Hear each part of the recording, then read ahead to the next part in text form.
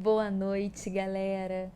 A gente vai dar sequência aos vídeos que temos feito sobre os 20 valores fundamentais para aqueles que buscam o autoconhecimento. A gente já falou sobre os 2 primeiros valores e hoje a gente vai conversar sobre o terceiro valor.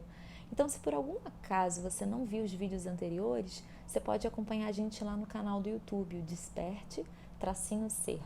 Aí você consegue ver os vídeos anteriores. O terceiro valor, o valor sobre o qual a gente vai conversar hoje, chama Ahimsa. Ahimsa é entendido como a não violência, né? Ele é formado por esse prefixo hims, que significa ferir, machucar, causar dano. E aí quando a gente coloca o A na frente, fica uma negação, né? Não ferir, não machucar, não causar dano.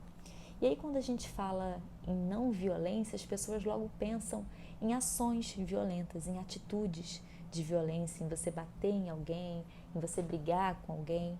Mas aqui a não violência, ela não se trata apenas dos atos violentos, mas também das palavras, dos pensamentos.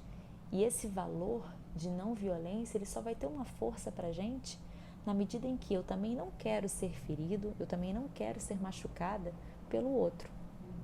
E o convite é para a gente adotar uma atitude de não violência, de não causar dano a toda a criação, ao outro, aos outros indivíduos, às outras pessoas que estão ao nosso redor, mas também em relação aos animais, em relação à natureza. E para que a gente possa ter essa atitude de não violência em relação ao todo, a gente precisa estar o tempo inteiro consciente, atento, olhando, observando, ou melhor, enxergando tudo que acontece à nossa volta. A gente não vai ter uma atitude negligente de, por exemplo, pegar e derrubar uma árvore por derrubar, ou matar um animal sem motivo ou razão de fato para isso. É a gente se manter o tempo inteiro consciente das nossas ações, dos nossos pensamentos, porque via de regra os pensamentos eles precedem a ação, né? Muitas vezes a gente pensa primeiro, a gente realiza aquela ação mentalmente e depois a gente faz. Então é preciso que a gente olhe também com cuidado para os nossos pensamentos, eles têm muita força.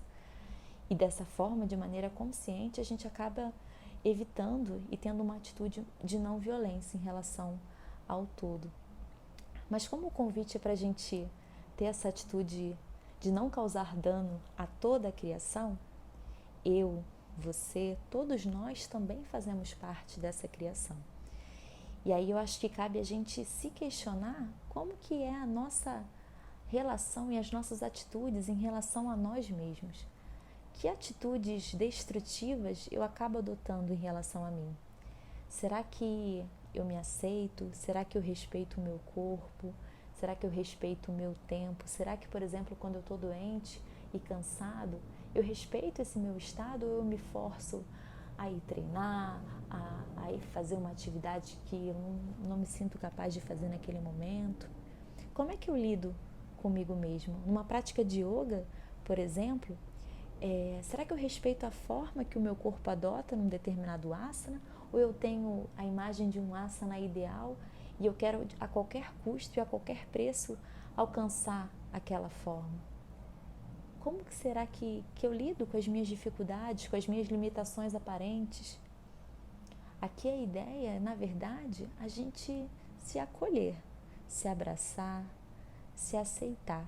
Até porque essa atitude de não violência em relação ao outro, em relação ao meio ambiente, em relação aos animais, ela é um reflexo das atitudes que a gente tem em relação a nós mesmos.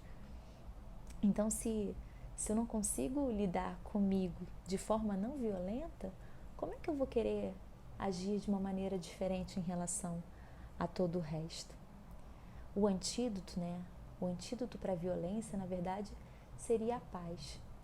A paz que é imprescindível para a gente vivenciar de fato a plenitude e a felicidade, que são a nossa própria natureza, que é a nossa própria natureza.